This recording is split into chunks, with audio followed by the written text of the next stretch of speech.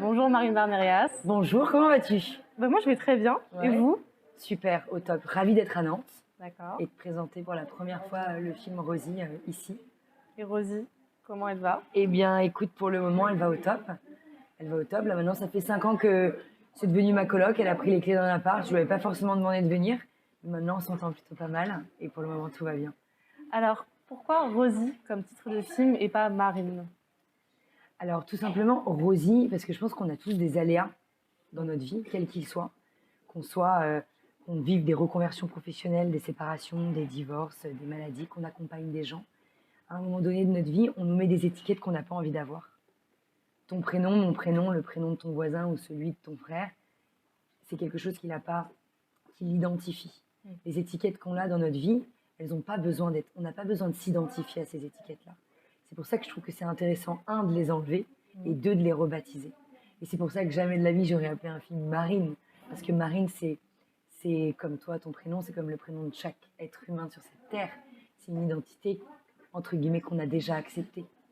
Alors qu'un intrus qui arrive dans ta vie, c'est quelque chose que tu n'acceptes pas. Alors, comment avez-vous géré vos émotions dans ce film, comme la peur d'être seule à l'autre bout du monde? Tu sais, les émotions, souvent, aujourd'hui, on est dans un monde où on a toujours des fiches produits du bonheur. Comment il faut réagir, il faut être comment en couple, il faut être comment au boulot, il faut toujours tout accepter. En fait, les émotions, c'est magique parce que elles vont, elles viennent, elles partent, elles reviennent. Et moi, ce que je trouve super intéressant dans les émotions, c'est juste de les laisser, de les accepter et de les laisser couler. D'arrêter de lutter contre, d'arrêter de se dire qu'une émotion, il faut la canaliser. Une émotion, ce qui est magnifique dans une émotion, c'est qu'elle est jamais éternellement la même. Elle évolue. Et quand tu t'imagines que la peur, le doute, la haine, l'amour, c'est quelque chose qui est éphémère, c'est magique. Il y a eu une émotion forte, un souvenir fort durant ce voyage? Des moments forts et des émotions fortes.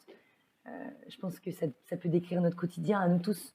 Donc moi, je quantifie pas les émotions. D'accord. Une émotion qui est intense, c'est pas plus important qu'une émotion qui est tout simplement simple de te voir un lever de soleil ou de te réveiller à Nantes et de te dire « Ah ok, ça va être une bonne journée aujourd'hui ». Alors, est-ce que vous avez gardé le contact des personnes rencontrées dans votre film? Oui. Alors évidemment, tu peux pas garder contact avec toutes les personnes que j'ai pu rencontrer dans mon film, mais j'ai gardé contact avec les personnes avec qui il fallait que je garde contact. Souvent, le fait d'avoir toujours envie de tout posséder, parfois les rencontres, elles viennent, elles te nourrissent, elles s'évaporent. Tu es peut-être frustré à ce moment-là de ne pas avoir gardé un numéro. Oui. Mais au final, c'est tellement imprégné dans ton cœur, dans ton corps, dans ta tête, que c'est beaucoup plus puissant en fait. Donc j'ai gardé contact avec évidemment certaines personnes du voyage, mais pas tout le monde. J'ai vu à Strasbourg une personne de votre film est venue, c'est ça? C'est ça en fait, c'est parfois la vie, elle te met des gens sur ton chemin, donc moi je crois plus du tout au hasard. Les gens, c'est comme des petits jardiniers qui arrivent et qui permettent de mettre des petites graines sur tes avancées professionnelles, personnelles, humaines. Et dans cette aventure, elle a été jalonnée par évidemment des Néo-Zélandais, des Birmans, des Mongols. Et là, à Strasbourg, lors de l'avant-première de Strasbourg, il y avait le fameux gringo des steppes que j'ai connu qu'en Mongolie. Et qui était là à l'avant-première de Strasbourg et qui ne savait pas qu'il était dans le film. Pour ce qui est de la création du film, comment vous avez fait pour vous entourer des personnes aussi talentueuses? Donc, on a vu Gaumont, on a vu Anne-Sophie Billon, qui est la monteuse, qui a été la monteuse de The Artist. Comment ça s'est passé? Étrangement, je n'ai pas cherché à m'entourer des meilleurs du tout. Je n'ai pas cherché à faire un film. J'ai pas forcément.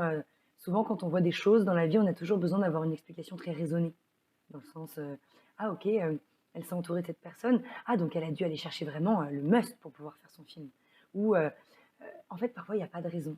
Parfois, il y a des gens qui se greffent parce qu'ils ont envie de partager un message. Et ce film-là, il s'est fait un peu, c'est un film de première fois. Je n'avais pas du tout eu moi-même l'envie de faire un film. Je suis rentrée d'une aventure. On m'a proposé d'écrire un bouquin. J'ai jamais répondu à ces demandes-là parce que je ne sais pas écrire.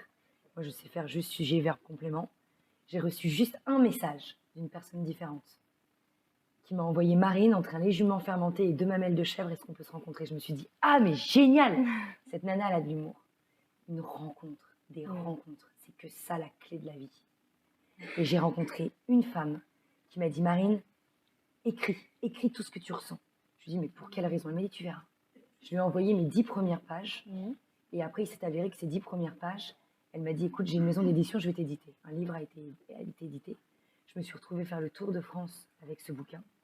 Et à la suite de ce bouquin-là, eh bien, il y a eu une succession de personnes que je ne connaissais pas, inconnues, qui m'ont envoyé des messages en me disant « il faut faire un film ». J'ai eu des producteurs qui m'ont contacté à la suite de ça. Pas de feeling, cette espèce d'instinct animal, ce truc qu'on ressent et qu'on n'écoute vraiment jamais. Et à la suite de cet instinct-là, je me suis dit « bon bah, c'est pas grave, si je pars pas avec ces producteurs, ça veut dire que je le sens pas ». Et donc, j'ai attendu, j'ai mis de côté ce projet. Et je me suis dit, c'est pas grave, si je le sens pas, j'y vais pas. Et en fait, 6 mois se sont écoulés en me disant que je ne ferais jamais de film. Et je me suis dit, bah, je recevais toujours des messages. Et là, je me suis dit, bah, pourquoi pas monter ma boîte de prod. Et donc, j'ai monté une société de production qui s'appelle Muji Smile Production. Muji, c'est le nom du Mongol que je rencontre à la fin de Mongolie. Okay. Smile, c'est parce qu'on communique avec le smile. Et à la suite, tout simplement, en fait, de cette rencontre, et bah, c'était juste, en fait, le début d'un nouveau voyage et d'une longue nouvelle aventure. Et en parlant de rencontre, vous avez rencontré M. Comment ça s'est passé pour la bande originale, la collaboration? Est-ce que vous l'avez guidé ou est-ce que vous lui avez donné carte blanche pour les musiques? Le pauvre, il n'a pas du tout eu carte blanche. Ça a été juste, en fait, comme je te l'ai expliqué, c'est que des notions de rencontre qui peuvent paraître un peu improbables parce qu'il y a eu cette société de production. Ensuite, la bonne personne est arrivée sur mon chemin, mon producteur. On est rentré dans une aventure ensemble. Ce producteur, il m'a permis de rencontrer différents monteurs. Je me suis dit, je n'ai pas de feeling, je vais attendre. Anne-Sophie Bion est arrivée sur mon chemin, une monteuse exceptionnelle. On a monté ce film toutes les deux en salle de montage. Ça a duré de longs mois. Et là, Mathieu Chédid, un jour, est arrivé dans la salle de montage, il a vu le film. Et moi, j'avais déjà posé toutes les musiques. Et il a dit, je vais essayer. Et 3 jours après, il m'a envoyé le sifflement, un sifflement qui est à la fin du film. Et ce sifflement-là, il représentait tout, en fait. Il représentait à la fois l'ADN du film, l'âme du film, et s'en est suivi 6 mois de co-construction ensemble. Et il a construit une BO juste exceptionnelle. Et voilà, ça a été une très très longue aventure. Et il est sorti vraiment, lui aussi, de sa zone de confort. C'était loin d'être évident pour lui, parce que quand on entend la musique de ce film, c'est vraiment... il y a plein de choses qui ne c'était pas forcément son identité, son ADN. Il n'était pas du tout fait pour ça. Et donc, en fait, il a lui aussi vécu un long voyage, et il a vécu un long voyage à la fois musical, et il a composé quelque chose que j'aurais même pas les mots pour le décrire, d'une singularité, mais exceptionnelle. Vous avez emmené tout le monde dans votre voyage? Je sais pas si j'ai emmené tout le monde, j'ai cherché, je crois, à emmener personne. On s'est retrouvés tous ensemble en essayant de faire un truc, avec surtout une grande simplicité. Et on était tous unis par la même envie d'être sincères dans ce qu'on faisait. Vous avez aussi emmené vos proches en faisant participer avec des témoignages. Donc, pourquoi cette idée de témoignage avec vos 30 heures d'images? Bah, en gros, je pense que j'ai pas forcément réfléchi à faire un témoignage, à ramener mes proches. Je pense que ça a été une vraie quête personnelle, une vraie thérapie, où je suis allée vraiment à la rencontre de mes proches. Je pense que quand il nous arrive des choses dans la vie, on écoute souvent juste un penchant de l'histoire, ce qu'on ressent nous. On n'écoute jamais l'envers d'un décor. Et l'envers d'un décor, c'est l'envers des décors des aidants. Et ces aidants-là, c'était un père, une mère, une sœur.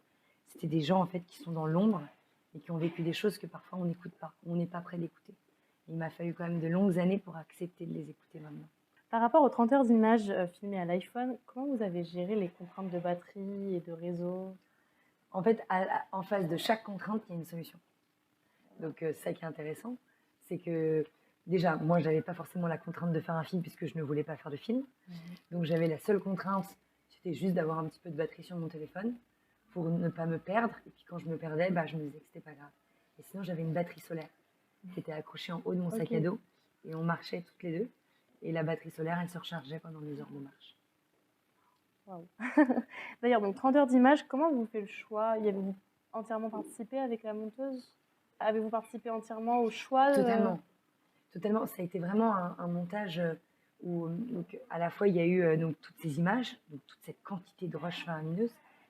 Au final, pas tant que ça, parce qu'il y avait 30 heures d'images de voyage. Après, il y avait des interviews que j'avais faites, mais après, c'est-à-dire que le film, il faut bien comprendre que je ne l'ai pas fait tout de suite après être rentrée. Donc, il y a eu 2 ans et demi de vie après ce film-là. Donc, il y avait d'autres images. Donc il y avait, surtout sur le banc de montage, quelle histoire on raconte. On raconte l'histoire du voyage, d'une nana qui est partie, qui est rentrée, d'une nana qui est partie, qui est rentrée, qui a envie de donner un message. Il y avait plein de narrations différentes. Le film, il s'est construit sur le banc de montage. Anne-Sophie Bion, j'aime bien dire que c'était mes 10 doigts. Et en fait, on a vraiment co-construit le film ensemble. Ça a été une aventure folle au niveau du montage. Et je ne la remercierai jamais assez d'avoir accompagné en fait, ce film jusqu'au bout, en fait. Dans la construction, dans l'écoute, parce qu'elle m'a beaucoup écoutée. Et elle est allée au bout, en fait. Elle m'a poussée au bout d'un processus.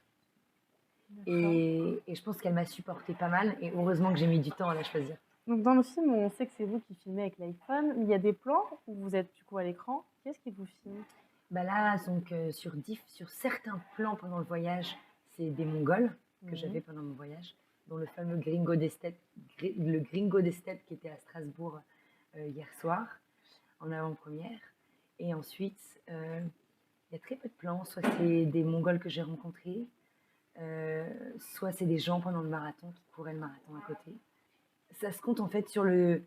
C'était des plans assez sincères. Il y en a très très peu. Oui, le plan où vous êtes à cheval par exemple. Voilà, bah c'est Tamra.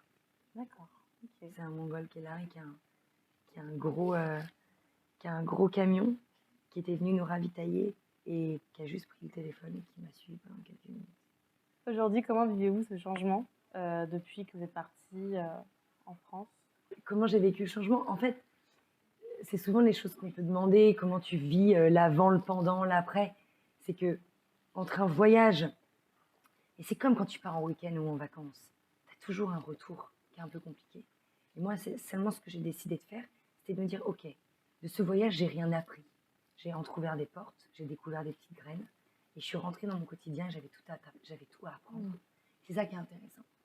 C'est de se dire, ok, le voyage, il commence. Et le retour, je l'ai vécu comme, ok, maintenant c'est le début d'une nouvelle vie et d'une nouvelle aventure. Il faut tout cultiver et le voyage, il est devant moi. Et votre nouvelle vie en alternant avec votre métier, le film, la promotion, comment ça se passe? Bah, elle se passe plutôt pas mal. Ouais. De tout ce que je fais, j'essaye, je suis désolée. Pourquoi je baille comme ça? J'essaye